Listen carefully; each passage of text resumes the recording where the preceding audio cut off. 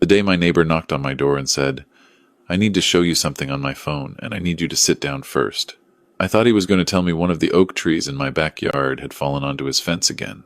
I had no idea that what he was about to show me would change everything I thought I knew about my own family. My name is Gerald. I'm 63 years old. I spent 31 years as a high school history teacher in Columbus, Ohio, and I retired the same spring my wife, Carol, was diagnosed with early-stage Alzheimer's. That diagnosis reshaped the next 4 years of my life completely. I became her caretaker, her companion, her memory, when hers started slipping away. We sold the house in Columbus, the one we'd raised our kids in, the one with the leaky basement and the garden. Carol loved and moved into a smaller ranch-style home in Marysville, about 30 minutes northwest. Quieter, easier to manage. One story, no stairs. I did everything I could to make those last years good ones for her. Carol passed away 14 months ago, peaceful, in the bedroom, on a Tuesday morning in October when the light was coming in gold through the curtains. After she was gone, I didn't know what to do with the silence. My son Daniel stepped in. That's what I told myself. He started calling every day, then coming by on weekends. He helped me sort through Carol's belongings. He drove me to appointments. He was attentive in a way he hadn't been since he was a teenager, and I was grateful for it. Grief does strange things to a person. It makes you reach for whatever warmth is offered without asking too many questions about why it's being offered. Daniel is 41. He works in real estate. He's good-looking in the way that makes people trust him before he's said a single word, and he's always known it. His younger sister, my daughter Rachel, has never quite trusted him. She lives in Portland now, works as a physical therapist, calls me every Sunday. Even when Carol was sick, Rachel would fly out twice a year just to sit with her mother and hold her hand. About 8 months after Carol passed, Daniel started talking about the house. He said it gently at first that the Marysville place was too much for one person, that the yard needed upkeep I couldn't manage alone, that property values in the area had started to climb, and I'd be foolish not to take advantage. He mentioned a condo development outside of Dublin, Ohio, newer, smaller, low maintenance. He'd already spoken to a realtor, he said, just to get a sense of numbers. I told him I wasn't ready. He backed off. For about 3 weeks. Then he brought it up again, this time with printed listings and a folder of financials. He'd also brought a document he wanted me to look at, a durable power of attorney, he explained. Just something that would let him help manage things during the transition. In case anything happened to me, he said. In case I needed help. He slid it across the kitchen table like it was nothing more than a grocery list. I didn't sign it that night, but I kept the folder. Here's what I know now that I didn't know then. Daniel had already identified a buyer for the Marysville house. He had already spoken to a financial advisor about my retirement accounts. He had been building something, quietly and carefully, the way you build a trap from the outside in, so the person inside doesn't notice until the door is already shut. But I'm getting ahead of myself. I did eventually sell the house, not because Daniel pressured me into it, or at least that's what I believed at the time. I sold it because I walked into the bedroom one morning and stood there for 20 minutes without being able to remember why I'd come in, and I thought, Carol is gone, and I am becoming someone who stands in empty rooms. Maybe Daniel is right. Maybe smaller is better. Maybe a change is what I need. I signed the POA 2 weeks before closing. I told myself it was practical. The condo was fine. Clean, modern, on the 3rd floor of a building called Riverbend Commons.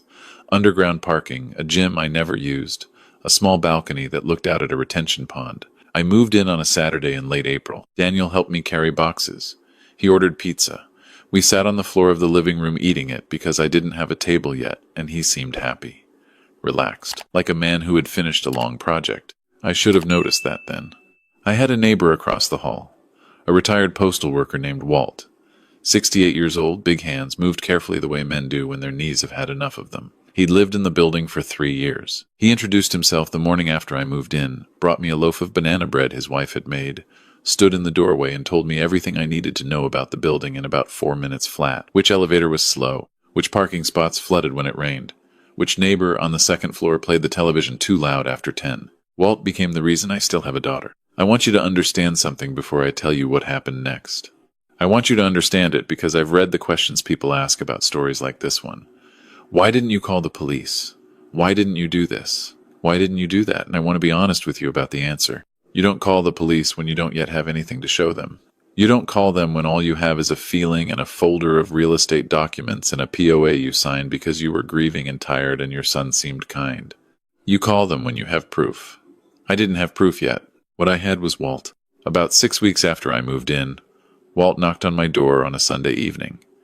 He was holding his phone with both hands, the way people do when they're uncertain about something. He asked if he could come in. I said yes. He sat down on the couch, and for a moment he just looked at me, and then he said, "Gerald, I need to ask you something, and I need you to be honest with me. Is your daughter okay?" The question hit me somewhere behind the sternum. "Rachel," I told him. "Rachel is fine. She's in Portland. What are you talking about?" Walt turned his phone around and showed me a photograph. It was a screenshot from a security camera, not a professional one. Just one of those small wireless cameras people put in their homes, the kind that connects to an app on your phone. The image was grainy and taken at night, but I could make out a room. A cluttered room. What looked like a cot along one wall. And curled on that cot, under a blanket, was a figure. The camera, Walt explained, was still connected to his app. He'd lived in the Marysville house before me, not as the owner, but as a renter for nearly 2 years. The previous owner had installed a few wireless cameras in the common areas, and when Walt moved out, one of them, the one in the basement storage room, had never been removed or disconnected. It was still on the same network, still feeding to the same app on his phone. He'd forgotten it existed until 3 days ago, when a motion alert woke him up at 2 in the morning. He'd looked at the app expecting to see an empty basement. Instead, he'd seen a young woman asleep on a cot in a room I didn't even know I had. I asked him why he hadn't called the police immediately. He said he'd thought about it, but he'd seen the moving truck, he'd met me, and he didn't know who the woman was or what the situation was. He didn't want to get something wrong. He wanted to come to me first. I looked at that photograph for a long time. I knew that basement. I had storage boxes down there, winter coats, old textbooks, a box of Carol's gardening books I couldn't bring myself to donate. I had been down there twice since moving in. I had walked past the storage room door. I had never opened it because the door had a padlock on it, and I assumed it was a utility room that the building managed. Up I'd look. The building didn't manage that room. That room was part of my unit. My hands were shaking when I handed Walt his phone back. I asked him to keep the app open. I asked him to not delete anything. I asked him to trust me for 24 hours while I figured out what to do. Walt looked at me carefully, the way men look at each other when they're deciding whether to ask more questions or just say yes. He said yes. That night, I did not sleep.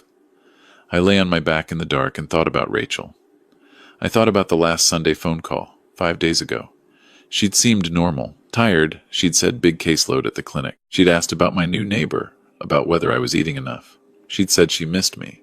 She'd said she'd try to come visit in August. Or had she?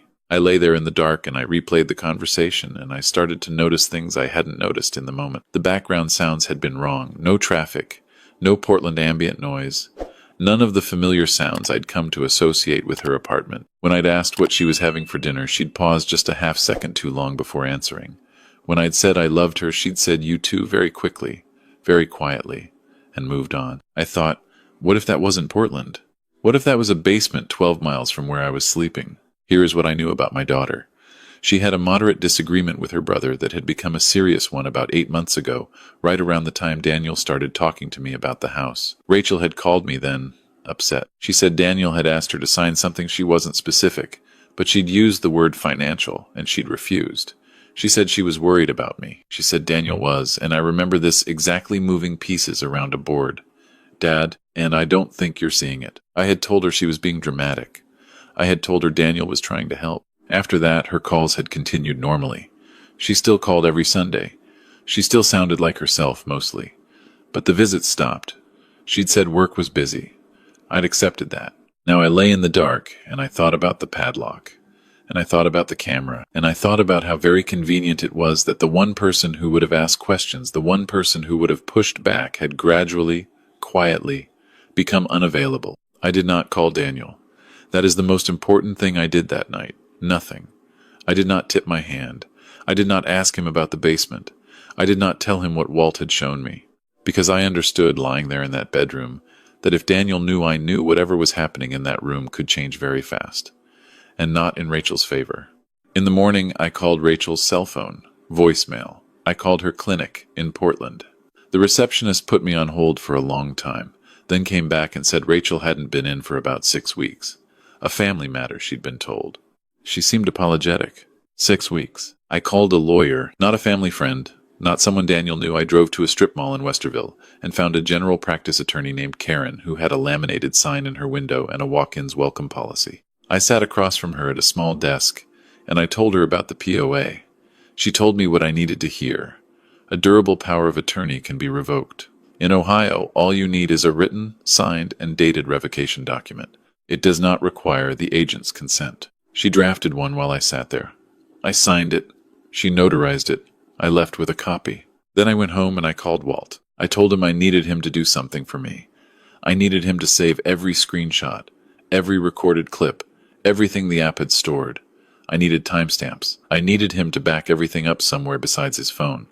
He didn't ask why. He just said, "Already did it." I saved it to my laptop and emailed it to myself last night. I wasn't born yesterday, Gerald. I nearly cried right there in the hallway. That afternoon, I went downstairs. I want to tell you I went down there calmly. I want to say I was composed, methodical, that I had a plan. The truth is I stood outside my own storage unit door for 3 minutes before I could make myself move. I had found the spare key to the padlock in a kitchen drawer when I moved in. I'd assumed it was for that utility room and set it aside without thinking twice. I had it in my pocket now. The key turned. The room beyond was small, maybe 12 by 14 feet. Concrete walls. A single bare bulb on a pull string that I didn't reach for immediately because there was already a small lamp on a battery-operated camp lantern sitting on a cardboard box. There were more boxes along one wall, mine, the ones I'd brought from Marysville, and along the other wall, a cot. And on the cot, there was my daughter. She was awake. She was sitting up, her knees drawn to her chest, looking at me with an expression I had never seen on her face before and hope to God I never see again. It was the expression of someone who has stopped expecting anything. "Rachel," I said. It came out barely above a whisper. She looked at me for a long moment. Then her face broke open in a way that had nothing to do with happiness, at least not the kind I'd known before. She made a sound, not a word, not really, and she reached for me, and I crossed the room in about 2 steps and held her while she shook. She was thin, thinner than I'd ever seen her. Her hair was unwashed. There was a small battery-powered hot plate on another box with a few cans of soup beside it, and a plastic water jug, and a phone, her phone, I noticed. But the SIM card had been removed, so it could only connect to Wi-Fi. Daniel had set up a Wi-Fi extender somewhere nearby. That was how the Sunday calls had worked. She'd been using the Wi-Fi to call me. He'd let her make those calls, had probably coached them, had probably stood somewhere nearby making sure she said the right things. He had let her call her father every week. I don't know if that was meant to be kind or if it was just control. I think it was control. Rachel had not come to Portland for a visit 8 months ago when she'd gone quiet. She had come here to confront Daniel. She'd found a document in the mail, something forwarded to her old address by mistake, related to my retirement accounts. She'd driven to Marysville and Daniel had been there, at the house, doing something he shouldn't have been doing while I was at a doctor's appointment, they'd argued. She'd threatened to call a lawyer, to call the police, to call me. Daniel had said she could do any of those things. But then he'd shown her something on his phone. I still don't know exactly what it was. Rachel has not been ready to tell me the full version yet, and I won't push her, but it was enough to frighten her into a car, into a drive that ended at that basement room. She'd believed she was only there temporarily. She'd believed it would be over soon. That was 6 weeks ago. I made myself breathe. I made myself think. I told Rachel, "Do not move. Do not let on that anything has changed. I'm going to get you out of here today, but I need 1 more hour. Can you give me 1 more hour?" She looked at me the way a person looks when they've been waiting so long that 1 more hour is both nothing and everything. She said yes. I went back upstairs. I called Karen the lawyer. I told her I needed to report an unlawful imprisonment, and I needed to do it in a way that left no room for Daniel to maneuver. She told me to call the police and to do it now, not in an hour. She was right. But I also told her about the POA, about the retirement accounts, about what Rachel had told me regarding the document she'd found. Karen said she was coming. She was in her car before we hung up. I called 911. I told them my daughter was being held against her will in the basement of my home. I gave the address. I gave Daniel's name. I gave the make, model, and license plate of Daniel's car, because I had seen it in the parking garage when I came back upstairs. And I knew, I don't know how I knew, but I did that he was either in the building or nearby. He was in the parking garage. The officers found him there. He had a bag in his car, a duffel bag that contained, among other things, a folder of documents that included a second version of my POA, one with a forged signature that expanded his authority over my accounts beyond what I'd agreed to. He had the original account access information. He had a burner phone. He had been planning to move Rachel again. Walt's camera had been motion activated, and in its logs was a clip from 48 hours earlier of Daniel coming into the basement room, talking to Rachel, then leaving. Whatever that conversation had been about, something had shifted in his timeline.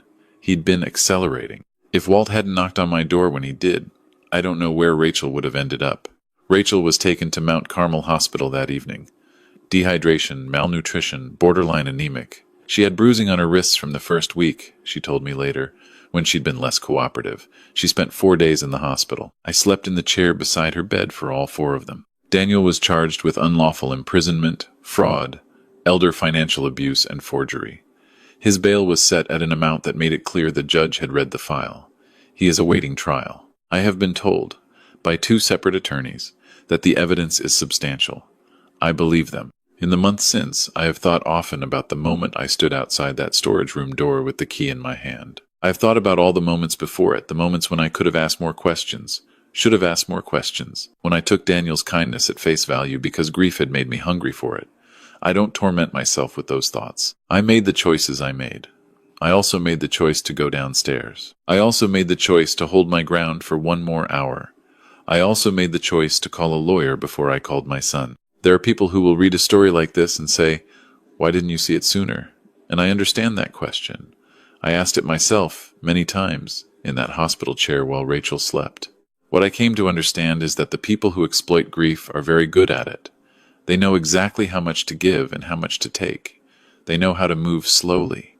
They count on the fact that you want to believe the best about the people you love. That is not a weakness. That is what love is. But love also goes downstairs. Rachel is back in Portland now. She's been back for 2 months. She's working reduced hours, seeing a therapist, rebuilding. She calls me every Sunday, same as always. But the calls are different now, longer, fuller, louder. She laughs more. Last week she said she's thinking about getting a dog. I told her she should get 2. I have revoked the power of attorney. I have changed all of my account information. I have a new attorney, a good one, who is helping me understand what Daniel accessed and what can be recovered. Walt and his wife came to my apartment last month for dinner. I made the pot roast Carol used to make, the one with the onion soup mix and the baby carrots, and Walt ate 2 servings and said it was the best thing he'd had since Thanksgiving. I told him that was the nicest thing anyone had said to me in a year. There is a version of this story where Walt deletes the app, where he figures it's not his business, where he decides it's too late at night to knock on a neighbor's door over something he can't quite explain. I have thought about that version. I don't let myself stay in it very long. He knocked. That's the whole thing, really. He knocked and I answered and I went downstairs and my daughter is home. If you are watching this and something feels wrong in your family, in your finances, in the way someone close to you has started managing things, please listen to that feeling. Please make the call. Please talk to an attorney. Please do not assume that someone's kindness is free just because they're offering it with a smile. And if someone asks you to sign a document and your gut tightens when you read it, trust that tightening. I didn't. I'm telling you so you might. Rachel is getting a dog. Her brother is going to trial, and I am sitting on my balcony in the evening looking out at that retention pond, which turns out to be quite beautiful when the light hits it right. And I am grateful, genuinely, deeply grateful for an old man with a banana bread loaf and a forgotten camera on his phone. Sometimes the thing that saves you doesn't look like anything special. Sometimes it looks like a neighbor who knocks. Thank you for listening. If this story meant something to you, please share it. And let me know in the comments where you're watching from and what time it is where you are right now. I read every single one.